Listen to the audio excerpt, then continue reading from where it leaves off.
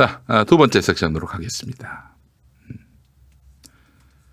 김경수 죽이려 공소장 흘렸나. 여러분, 김경수 경남도지사 지금 드루킹 관련한 재판. 원래 사실 선고가 오늘인가 나오려고 했었죠. 근데 또 미뤄졌습니다. 미뤄진 이유는 무엇일까? 그 이야기를 한번 해보려고 합니다. 보니까 미뤄질 수도 있습니다. 뭐 새로운 어떤 그 검토거리, 고민거리 이런 것들이 있으면은 재판 선고를 미룰 수가 있습니다. 선고는 신중하게 해야죠. 미룰 수 있다고 봅니다. 기다리는 사람들은 속이 타도 정확한 판결을 위해서는 할 수가 없는 건데. 자, 그런데 말이죠. 이렇게 미뤄진 날, 검찰의 공소장이 나왔어요. 전혀 다른 사건인데 이 공소장이 나왔습니다. 검찰로부터 나왔어요. 모든 언론이 다 그렇게 보도했습니다.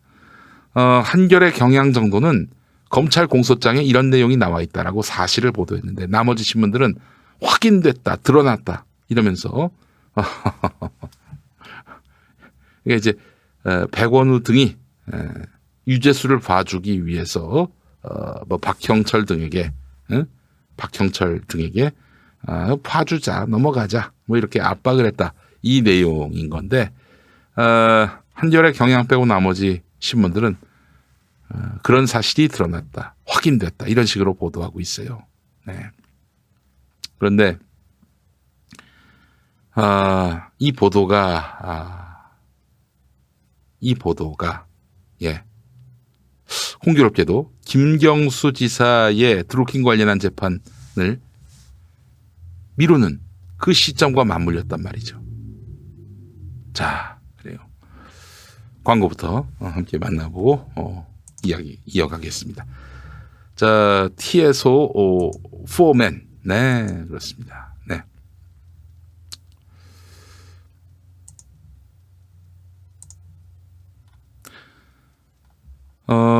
남성분들 중에 말 못할 고민을 가진 분들이 많습니다. 병원에 가야 함에도 부끄러워서 가지 못하는 경우가 있습니다. 사타구니 가려움, 겨드랑이 가려움 등의 문제로 고민인 남성분들 얘기입니다. 그런 분들은 이제 김용민닷컴에 입점한 TSO를 만나보시기 바랍니다. 특허 기반 조성물로 미국 FDA에 의약 외품 등록까지 마친 정말 안전한 무자극 남성 청결제입니다. 얼마나 안전하냐면은 성인 남성뿐 아니라 피부 자극에 민감한 남자 어린이도 안심하고 사용할 수 있습니다. 백옥 같은 사타구니, 뽀송뽀송한 사타구니, TSO가 도와드립니다. 지금 김용민닷컴에서 압도적 최저가로 만나보시기 바랍니다. TSO 포맨, 이 남성 청결제, 이거를 사용하는 분들은요, 좀 한 가지 좀 불편함이 있습니다. 까만 빤스를 입고 다녀야 돼요. 왜냐? 그 TSO를 쓰면은 사타구니에서 광채가 나기 때문에 이게 참 여러 가지로 불편할 수가 있어요. 청바지에서 막 광채가 나고 그 부분이 얼마나 쪽팔립니까? 그래서 이제 까만 사각 반스를 입어야 이제 사실은 이 광채를 가릴 수가 있다는 거죠. 까만 사각 반스. 얼마나 빛이 나는지 아주 이루 말할 수가 없어요. 예. 조심해야 됩니다. 네. 그런 점이 좀 부작용이라면 부작용이니까 여러분들 사타구니에서 광채가 나면 얼마나 좀 곤란해요. 걸어다닐 때 쪽팔리고 막 시선이 부담스럽고 그렇지 않습니까? 네. 자, 사타구니의 광채를 여러분들 또 경험하실 수가 있을 겁니다. 지금 검찰의 공소장이 이렇습니다. 조국 전 장관 최근에 이제 또 기소됐잖아요. 추가 기소된 기소장을 보면은 유재수 전 부산시 경제부시장, 이분이 이제 금융위원회인가 금융감독원인가 금융위원회죠. 유재수가 금융위원회네요. 금융위원회. 예, 금융감독원은 또 다른 곳인데 이름이 비슷해서. 네. 유재수 전 부시장의 감찰을 중단한 혐의로 기소된 조국 전 법무부 장관의 공소장에 친문 인사들이 감찰 중단을 요구한 일이 구체적으로 적시됐어요. 네. 공소장이 여러분 사실입니까? 사실일 가능성이 있죠. 그러나 사실이 아닐 가능성도 있습니다. 검찰의 일방적인 주장일 수도 있는 겁니다. 형사재판정에서 변호인과 검사는 동등한 주체입니다. 진실을 가리는 주체예요. 예. 진실을 주장하는 하나의 당사자고 최종적인 판단은 판사가 하게 되는 건데 일방의 주장은 사실이다, 진실이다 이렇게 보도하는 언론은 이미 그 언론은 뭐 맛이 간 언론이라고 보시면 될 겁니다. 자, 공소장에 따르면, 그러니까 경향신문이나 한겨레처럼 공소장에 따르면 이렇게 전제를 달면요, 이거는 뭐 팩트 보도예요. 그런데 뭐 확인됐다, 드러났다 이런 보도는 이건 검찰 편에 노골적으로 서는 겁니다. 그런 애들 저 기자 이름 다 기억하셔가지고 나중에 두고두고 그 이름 불러주시기 바라겠습니다. 공소장에 따르면은 윤 전 실장, 윤 전 실장, 예, 국정상황실장인데 윤건영, 그렇죠? 윤건영 전 실장, 그리고 천경득 행정관, 그렇죠? 천경득 행정관 등은 청와대 민정수석실 관계자들을 접촉해서 청탁에 나섰다. 여기 또 김경수 지사까지 이제 포함됐다는 거예요. 김경수 지사가 백원호 전 민정비서관에게 수차례 연락해서 유재수는 참여정부 시절 우리와 함께 고생한 사람이라며 지금 감찰을 받고 있는데 억울하다고 하니 잘 봐달라 이런 취지로 말을 했는데 김경수 지사는 백원호 전 비서관으로부터 감찰 진행 상황을 듣고 유재수 전 부시장에게 전달한 것으로 조사됐다. 네. 예, 이게 뭐 100번 양보해서 10,000번 양보해서 이런 말을 실제로 했다고 이게 범죄가 소명이 되는 건가요?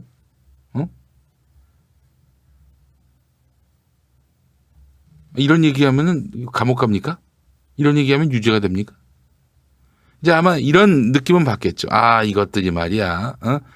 명백한 범죄가 있는데 지들끼리 또 한편이라고 봐줬구나. 이렇게 볼 수는 있겠지만 이 자체로 법률적인 책임을 져야 될 그런 발언인가요? 자, 공소장에 따르면은 유재수 전 부시장의 구명 청탁을 받은 백원호 전 비서관은 박형철 전 청와대 반부패 비서관에게, 이분이 이제 윤석열 라인이에요. 박형철이 검사 출신이고. 그러니까 이제 백원호가 박형철에게 유재수를 봐주는 게 어떻겠느냐 이렇게 제안했는데 박형철이 거절했다. 설마 이렇게 물어봤을까? 유재수를 봐주는 게 어떻겠느냐? 명백한 범죄가 있는데 봐주는 게 어떻겠냐? 이렇게 물어봤을까? 일단 의문이 드는데요. 이런 취지로 얘기를 했다라고 말한다면 모르겠지만 진짜 이렇게 물어봤을까? 조국 전 장관은 2017년 12월쯤 유재수 감찰을 계속하거나 수사 의뢰를 검토해야 한다라는 의견을 제시한 박형철에게 유재수가 사표를 낸다고 하니 더 감찰할 필요가 없겠다 이렇게 지시한 것으로 조사됐다는 겁니다. 어디까지나 이거는 검찰의 이야기입니다. 자, 그래요. 소리가 작다고 하시는 분들이 있어요. 소리를 좀 키우면 어떻겠냐. 네. 싫어요. 싫습니다. 네. 본인이 소리를 키우세요. 네. 이보다 소리를 더 올리면 찢어집니다. 듣기 불편해요. 다 같이 불편해요. 잘 들린다는 사람이 있는데. 본인이 소리를 올리면 되겠네. 자, 그래요. 이 발언의 정확한 맥락을 따져봐야 되는데, 그러니까 이런 김경수의 행동이 있는데, 김경수 봐줄 거냐라는 시그널을 검찰이 재판부에 보낸 것은 아닌가. 물론 전혀 다른 사건이긴 하지만,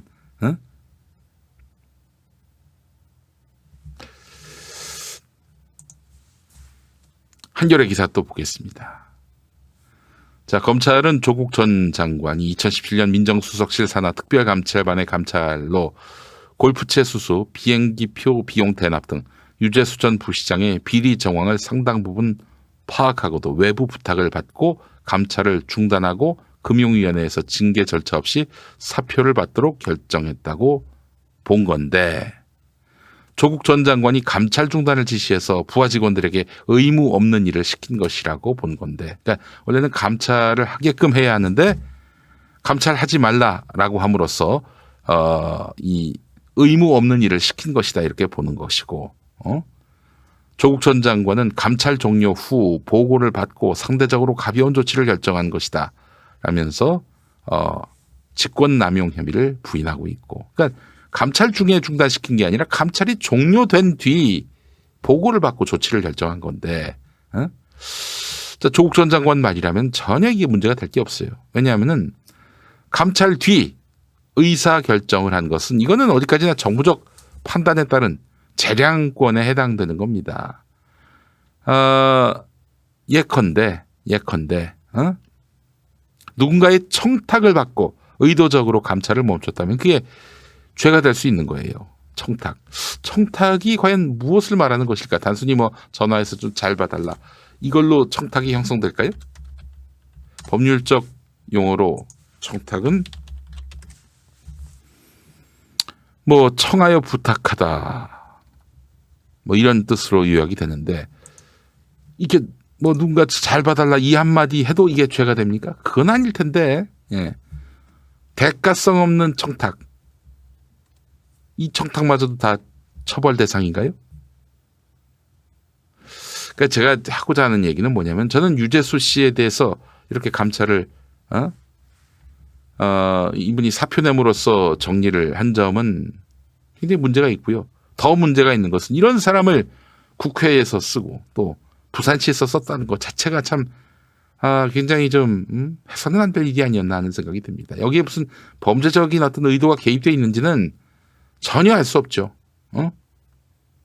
이 경과 속에서 범죄가 있었다고 한다면은 그거 잘못된 거죠. 당연히 처벌 대상이고. 근데 그렇게 보이지가 않아요, 잘. 이거 저 직권남용 건으로 한번 어떻게 엮어본다? 쉽지 않을 겁니다. 최근 판례에 비춰봤을 때 재판에서 직권남용 혐의가 인정될지 미지수다. 유해용 전 대법원 수석재판연구관이나 안태근 전 법무부 검찰국장 등이 최근 직권남용 혐의에 대해서 무죄를 선고받았는데 법원은 재량권을 넘는 불법이 어느 정도인지 이제 판단을 이제 하겠죠. 했었고요. 그래서 결국 무죄를 선고받았습니다. 유해용 전 연구관, 네. 안태근 전 국장의 인사도. 이제 서지현 검사를 그 통영지청으로 보낸 것도 이제 안태근 씨 작품이죠. 그런 걸로 알고 있는데 아닌가? 예. 그렇게 자기가 불편해하는 대상에 대해서 인사상 불이익 준 것과 관련해서 법원은 재량권 안에 있는 것이다. 이렇게 본 거예요. 사법농단 재판과 관련해서 이 직권남용 적용 범위는 점점 좁아지고 있습니다. 그렇기 때문에 아무거나 불법으로 단정하기 쉽지 않고 유죄로 판단하기 쉽지 않다는 것이죠. 물론 이제 조국 전 장관에 대해서는 피의자가 직권을 남용하여 유재수 전 부시장에 대한 감찰을 중단한 결과 우리 사회의 근간인 법치주의를 후퇴시켰다 이렇게 말을 했는데 아니 우리 저 영장 판사께서 이렇게 유무죄를 가리실 일은 아니지. 아니 영장 판단하실 때 아예 그냥 형량까지 다 정하시지. 유무죄 가리시고 너 징역 몇 년 이렇게 때리시지. 뭐 굳이 그렇게 영장만 판단하시나 모르겠습니다. 예. 우리 장용진 기자도 그런 얘기했습니다만 이 권덕진 영장전담 부장판사의 경우 이 판단이 굉장히 좀 문제가 있었다는 얘기가 나와요. 또 검찰이 또 그 판사들을 막 털었잖아요. 그 일 이후로 판사들이 지금 검사들 앞에서 음메기주고 이 상태라는 거예요. 그런데 검찰이 이거 영장 저기 발부해 주세요. 발부 안 하신다? 안 하시겠다? 그러면은 어떤 불이익이 가해질지 모른다라는 식의 그 압박을 느껴서 이런 판단을 한 것이 아닌가 추론하더라고요. 네. 그래요. 요즘 이 검찰 고삐 풀린 망아지처럼 정말 막무가내식 그런 질주를 하고 있는 상황입니다. 네. 자, 다시 요약하자면은 김경수 지사에 대한 드루킹 댓글 조작 관련한 판결, 2심 판결이 미뤄졌습니다. 한참 뒤에 아마 나올 것 같아요. 그런데 미루기로 한 날에 김경수가 백원우한테 전화해가지고 유재수 봐줘라. 참여정부 때부터 우리 편이었다. 이렇게 얘기했다는 설을 흘렸어요. 검찰이 언론에다가. 뭔가 좀 아구가 맞지 않습니까? 예. 아, 참 이게 뭐 요즘 검찰이 정치를 다 하네요. 예. 안타깝습니다.